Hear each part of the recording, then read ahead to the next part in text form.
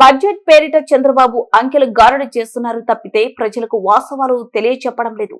రాష్ట్ర ప్రభుత్వానికి వచ్చే ఆదాయం చేస్తున్న ఖర్చుకు సంబంధించి ఎక్కడ పొంతన లేకుండా పోతుంది. అయినా సరే ప్రభుత్వం ప్రజలను గందరగోళపరిచి బడ్జెట్ సభలో ప్రవేశపెట్టి ఆమోదం పొందింది.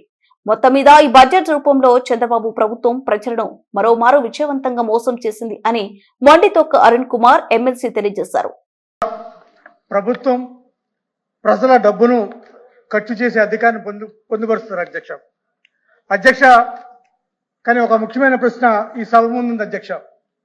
ఈ ప్రభుత్వం నిజమైన అంకెలతో బడ్జెట్ పెట్టిందా లేక అంకెలతో ప్రజలను మోసం చేసే ప్రయత్నం చేస్తుందా అనేది ఒకసారి ఆలోచించాలి అధ్యక్ష. బడ్జెట్ యొక్క పవిత్రత ఒకటే అధ్యక్ష, సరైన ఆదాయాలు అంచనాలు తప్పైతే బడ్జెట్ మొత్తం అంతా అర్థం కోల్పోతుంది అధ్యక్ష. ఈ బడ్జెట్లో ఏదైతే బడ్జెట్ గ్లాన్స్ అనేది మనకి ఇచ్చారో అందులో ఒక్కసారి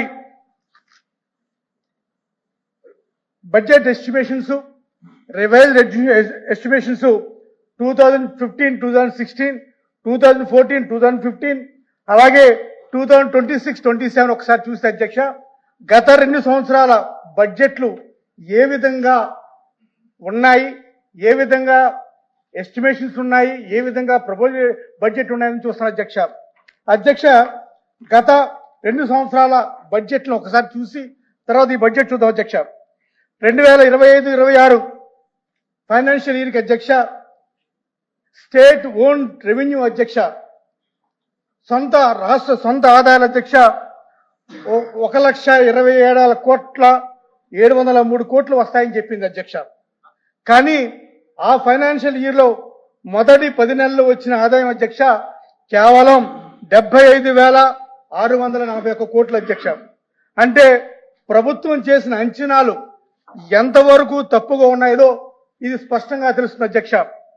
అదేవిధంగా ఆ రివైజ్డ్ ఎస్టిమేట్స్ లో అధ్యక్ష, స్టేట్ ఓన్ రెవెన్యూ రిసోర్స్ లో అధ్యక్ష సవరించిన అంచనాల్లో కూడా రాష్ట్ర ఆదాయాలు 1,12,412 కోట్లు వస్తాయని చెప్తున్నారు అధ్యక్ష.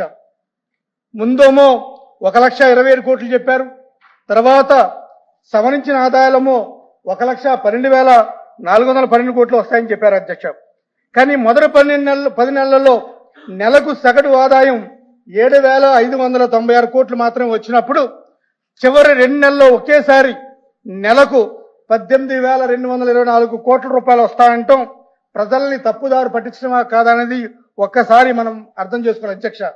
ఇది ఆర్థిక ప్రణాళిక లేదా ఆర్థిక ప్రణాళికతో కూడింది కదా, కేవలం అంకెలతో మాయ చేసేది అనేది ఒక్కసారి ఆలోచించాలి అధ్యక్ష.